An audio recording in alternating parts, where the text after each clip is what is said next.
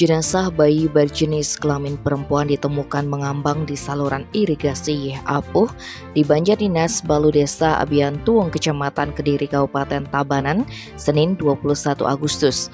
Kapolsek Kediri Kompol Niloh Komang Sri Subakti Senin menyebutkan peristiwa penemuan mayat bayi ini ditemukan oleh saksi Putu Yudiarta 36 tahun. Adapun kronologi dari temuan mayat bayi ini bermula dari ketika anak saksi Yudiarta memberitahu saksi jika melihat boneka yang hanyut di saluran irigasi tersebut. Karena penasaran, saksi menoleh ke arah benda yang ditunjuk oleh anaknya itu. Ketika dilihat sekilas, saksi mengaku terkejut melihat benda yang disebut boneka itu. Ternyata mayat bayi yang sudah mengambang.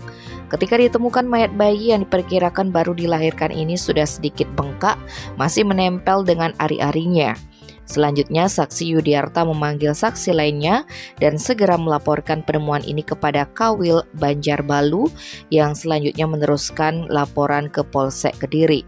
Setelah dilakukan pemeriksaan di Puskesmas Kediri, mayat bayi berjenis kelamin perempuan ini selanjutnya dititipkan di instalasi jenazah RSUD Tabanan dan tim kepolisian masih melakukan penyelidikan terkait keberadaan orang tua si bayi.